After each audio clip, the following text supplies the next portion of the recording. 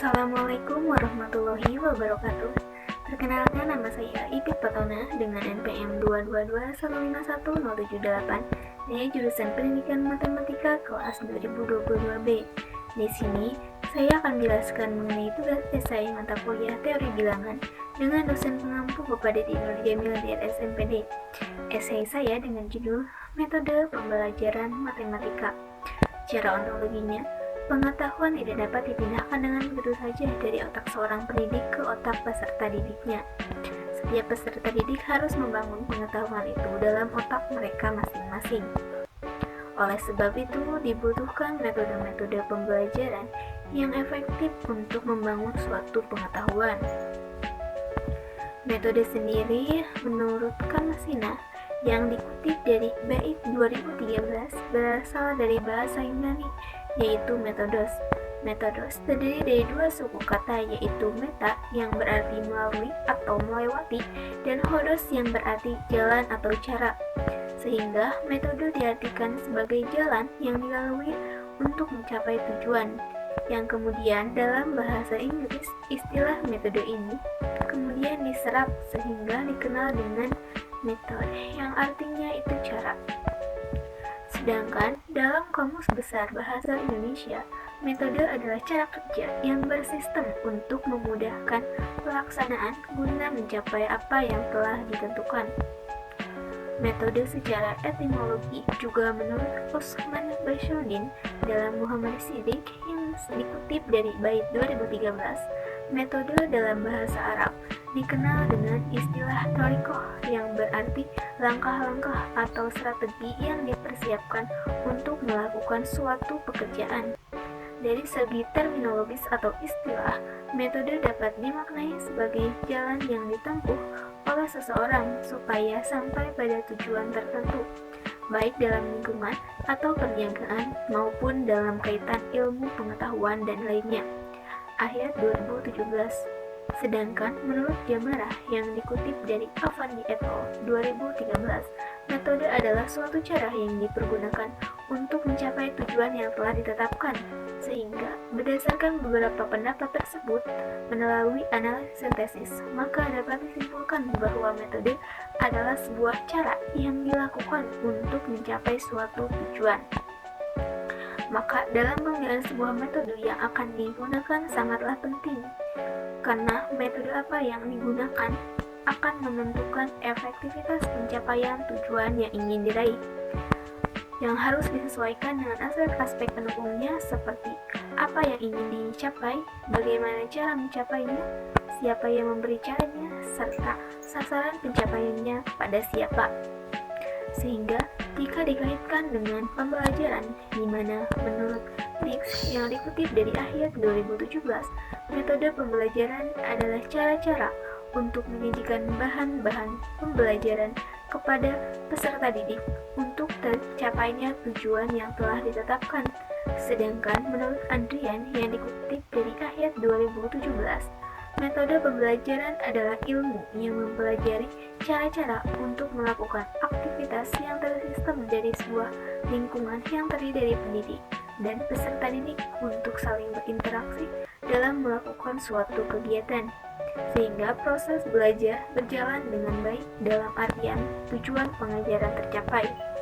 Pendapat Asri Budiningsih yang dikutip dari bait 2013 berpendapat bahwa metode pembelajaran yaitu suatu cara pencapaian bahan pembelajaran untuk mencapai tujuan yang telah ditetapkan.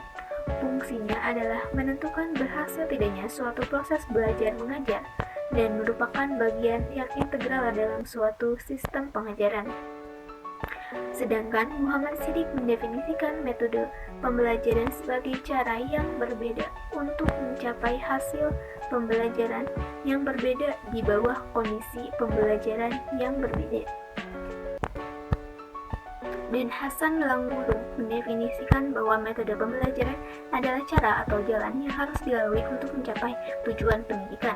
Berdasarkan beberapa pendapat tersebut melalui analisis sintesis, maka dapat disimpulkan bahwa metode pembelajaran matematika adalah sebagai cara-cara yang dilakukan dalam proses pembelajaran matematika oleh pendidik kepada peserta didik agar dapat mencapai tujuan pembelajaran matematika yang salah satunya yaitu memahami konsep-konsep dalam pelajaran matematika. Dalam proses pembelajaran matematika dibutuhkan pengimplementasian metode-metode pembelajaran matematika agar proses pembelajaran dapat maksimal. Penentuan metode pembelajaran yang tepat juga menentukan keefektifan pencapaian tujuan pembelajaran matematika.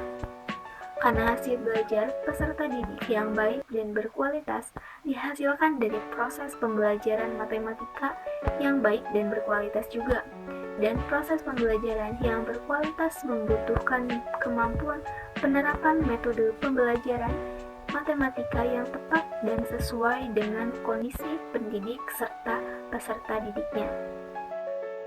Lalu secara epistemologinya, sebagaimana menurut Dipdiknas yang dikutip dari Siagian 2016, menyatakan tujuan pembelajaran matematika diantaranya adalah agar peserta didik memiliki kemampuan yang pertama, memahami konsep matematika, menjelaskan keterkaitan antar konsep dan mengaplikasikan konsep atau algoritma secara luas, akurat, efisien, dan tepat dalam pemecahan masalah.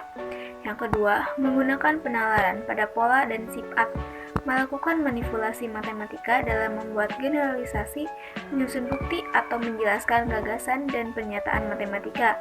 Yang ketiga, memecahkan masalah yang meliputi kemampuan memahami masalah, merancang model matematika, menyelesaikan model, dan menafsirkan solusi yang diperoleh.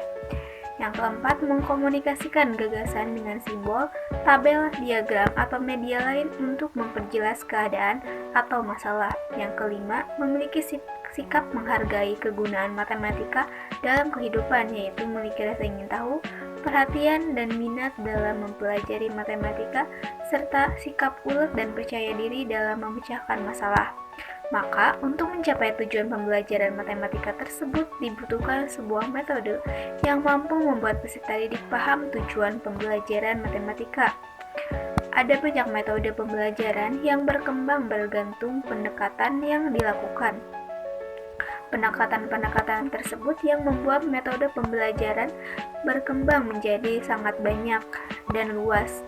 Pada dasarnya, metode-metode tersebut secara umum terdiri dari beberapa jenis, diantaranya menurut Musfaul Lailul Bait dalam Bait 2013, yaitu yang pertama metode ceramah. Metode ceramah atau suatu cara penyampaian bahan secara lisan oleh pendidik di muka kelas. Peran seorang peserta didik di sini sebagai penerima pesan, mendengar, memperhatikan, dan mencatat keterangan-keterangan yang disampaikan. Karakteristik dari metode ini yaitu penguasaan kelas, pengorganisasian kelas, dan persiapan serta pelaksanaannya lebih mudah. Selain itu, metode ini dapat diterapkan secara efektif bila diikuti oleh peserta didik dalam jumlah besar, sehingga pendidik lebih mudah menerangkan pelajaran dengan lebih baik. Di sisi lain, metode ini memiliki karakteristik yang merugikan karena tidak dapat diketahui sampai sejauh mana pembelajar telah mengerti. Selain itu, bila metode ini dilakukan terlalu lama akan berakibat pada kejenuhan peserta didik dan tidak berimbangnya pemahaman pada masing-masing peserta didik. Yang kedua, metode diskusi. Metode ini bertujuan untuk tukar-menukar gagasan, pemikiran, informasi, atau pengalaman di antara peserta didik sehingga dicapai kesepakatan pokok-pokok pemikiran. Diskusi biasanya digunakan sebagai bagian yang tak terpisahkan dari penerapan berbagai metode lainnya. Karakteristik metode diskusi yaitu memberikan peluang kepada peserta didik untuk saling berinteraksi dan berbagi informasi, belajar mempertahankan pendapat dengan argumen yang rasional, dan adanya proses penggalian potensi diri yang terjadi secara tidak sadar. Di sisi lain, metode ini tidak bisa diterapkan di kelas yang diikuti oleh peserta didik dalam jumlah banyak, sulit melakukan perorganisasian kelas, dan memakan banyak waktu dalam melaksanakannya. Metode diskusi juga tidak dapat berdiri sendiri. Pengaplikasiannya harus diikuti oleh metode yang lain, sehingga memerlukan kemampuan profesionalisme guru. Yang ketiga, metode simulasi. Metode simulasi adalah bentuk metode yang praktek sifatnya untuk mengembangkan keterampilan peserta belajar. Metode ini memindahkan suatu situasi yang nyata ke dalam kegiatan atau ruang belajar karena adanya kesulitan untuk melakukan praktek di dalam situasi yang sesungguhnya. Metode ini sangat diperlukan jika prasarana dan sarana yang dimiliki terbatas, sehingga paling tidak peserta didik mengetahui dan mengalami hal yang diharapkan pendidik. Selain itu, metode ini juga memberikan pengalaman awal pada peserta didik sebelum mengalami atau menghadapi situasi yang nyata. Yang keempat, metode demonstrasi. Metode demonstrasi adalah metode mengajar dengan cara memperagakan barang, kejadian, aturan, dan urutan melakukan suatu kegiatan, baik secara langsung maupun melalui penggunaan media pengajaran yang relevan dengan pokok bahasan atau materi yang sedang disajikan. Menurut Kamsinah 2008, demonstrasi adalah metode yang digunakan untuk belajarkan peserta dengan cara menceritakan dan memperagakan suatu langkah-langkah pengerjaan sesuatu. Yang kelima, metode pemberian tugas. Metode pemberian tugas merupakan langkah penyajian bahan pelajaran kepada peserta didik, di mana pendidik memberikan tugas-tugas yang harus dikerjakan dan dipelajari oleh peserta didik. Metode ini dapat diaplikasikan pada semua jenis mata pelajaran, di mana mengaplikasikannya menuntut profesionalisme pendidik agar menyesuaikan situasi dan kondisi yang kondusif. Karakteristik dari metode ini yaitu memaksa peserta didik untuk mencari tahu dan memahami apa yang telah ditugaskan, sehingga peserta didik memiliki pengalaman belajar yang berkesan. Metode ini juga dapat menumbuhkan motivasi peserta didik untuk mencari tahu dan menggali berbagai sumber informasi. Yang keenam, metode praktek lapangan atau eksperimen. Menurut Cakia Darajat, metode eksperimen biasanya dilakukan dalam mata pelajaran tertentu. Metode praktek lapangan bertujuan untuk melatih dan meningkatkan kemampuan peserta dalam pengaplikasian pengetahuan dan keterampilan yang diperolehnya. Kegiatan ini dilakukan di lapangan yang bisa berarti di tempat kerja maupun di masyarakat. Keunggulan dari metode ini adalah pengalaman yang nyata yang diperoleh bisa langsung dirasakan oleh peserta didik, sehingga dapat memicu kemampuan peserta didik dalam mengembangkan kemampuannya. Sifat dari metode praktek lapangan ini adalah pengembangan keterampilan atau psikomotor peserta didik.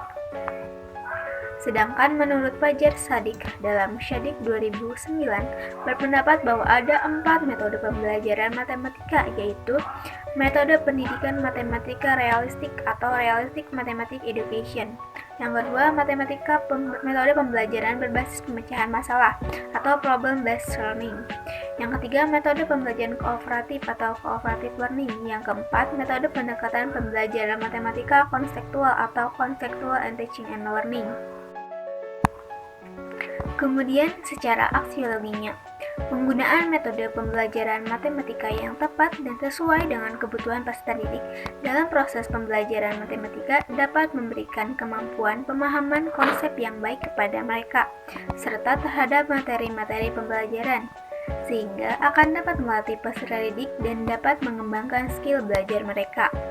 Sebagai contoh, implementasi metode pembelajaran problem-based learning dapat meningkatkan prestasi matematika siswa kelas 9 SMP Negeri 2 Singaraja pada semester ganjil tahun pelajaran 2017-2018 yang dibahas dalam jurnal karya Lufutu Eka Marhaini Swarswati, peningkatan prestasi belajar matematika pada siswa melalui implementasi metode pembelajaran problem-based learning, Swarsti 2018. Selanjutnya, rata-rata hasil belajar matematika siswa yang diajar dengan metode brainstorming pada pokok bahasan sistem persamaan linear dua variabel lebih baik daripada rata-rata belajar matematika siswa yang tidak diajar dengan metode brainstorming pada pokok bahasan sistem persamaan linear dua variabel. Dengan demikian, dapat dinyatakan bahwa metode Pembelajaran brainstorming efektif dalam meningkatkan hasil belajar berdasarkan hasil penelitian dalam jurnal karya Edward Alfian, Nurdin Karso, dan Sumardin Propu serta Dwi Risti Arifanti. Efektivitas model pembelajaran brainstorming dalam brainstorming learning model in improving student mathematics learning outcome Alfian et al. 2020. Kemudian, pembelajaran dengan metode pemberian tugas terstruktur secara mandiri dapat meningkatkan motivasi dan prestasi belajar matematika siswa kelas 9-11 SMK Spiri 2 Yogyakarta. Pemberian tugas terstruktur secara mandiri adalah kegiatan pembelajaran yang berupa pendalaman materi pembelajaran oleh seorang siswa yang dirancang oleh guru untuk mencapai standar kompetensi. Pembelajaran dengan pemberian tugas terstruktur secara mandiri memiliki manfaat yang berkaitan dan menguat motivasi belajar serta prestasi belajar. Dengan demikian, pembelajaran dengan metode pemberian tugas terstruktur secara mandiri memiliki pengaruh yang pertama, siswa kelas 11 SMK Firi 2 Yogyakarta secara mandiri belajar dan berlatih mengembangkan keterampilan dalam memecahkan permasalahan yang berkaitan dengan matematika. Yang kedua, meningkatkan motivasi belajar dan prestasi belajar matematika siswa kelas 11 SMK Firi 2 Yogyakarta berdasarkan hasil penelitian dalam jurnal karya Ika Septi Purnamasari Sri Adi Widodo. Pengaruh pemberian tugas terstruktur secara mandiri terhadap motivasi dan prestasi belajar matematika siswa kelas 11 SMK Firi 2 Yogyakarta, Purnamasari dan Widodo 2018. Sekian penjelasan mengenai esai saya dengan judul Metode Pembelajaran Matematika. Assalamualaikum warahmatullahi wabarakatuh.